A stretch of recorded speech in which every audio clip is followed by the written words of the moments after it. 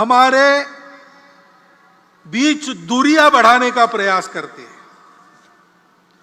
ऐसे सतत उनके प्रयास चलते हैं जिससे इस देश में एक आतंक का वातावरण हो, कलह बढ़े, देश में एक प्रकार से अराजकता हो जाए, नियम कानून के प्रति सम्मान न रहे,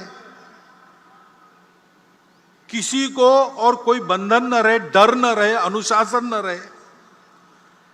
इस प्रकार की कार्रवाइयां उनकी चलती रही है, वर्णन करने का जरूरत नहीं, हम सबको पता है, हम सब उसको अनुभव कर रहे हैं।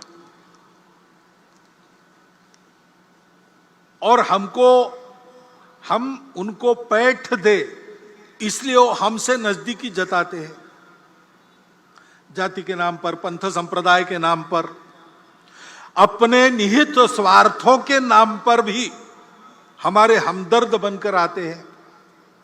उनके इस चंगुल में फंसना नहीं।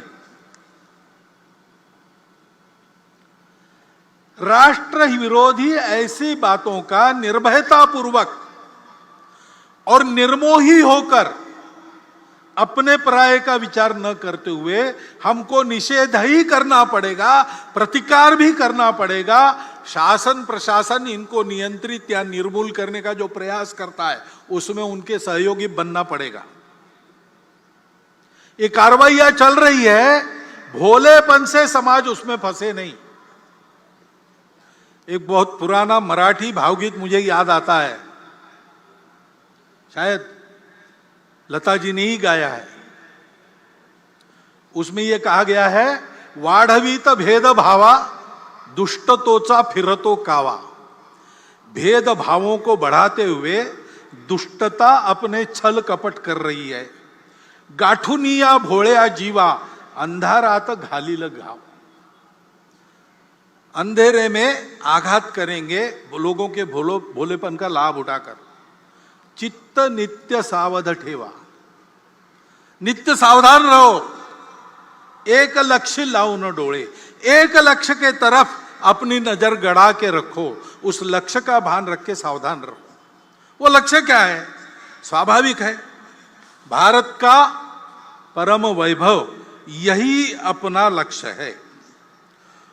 और इस लक्ष्य के लिए इस प्रकार सजगता से समाज का सबल और सफल सहयोग आवश्यक है। क्योंकि परिवर्तन आता है, परिवर्तन लाने वाले उपकरण रहते हैं, शासन है, प्रशासन है, समाज में तरह तरह के संगठन हैं, संस्थाएं हैं, एनजीओ काम करती है। लेकिन इन सबकी यशस्विता समाज का जब तक उनको समर्थन मिलता नहीं, समाज में जब तक वो परिवर्तन आता नहीं, तब तक ये सफल नहीं होती। कई इसके उदाहरण हैं।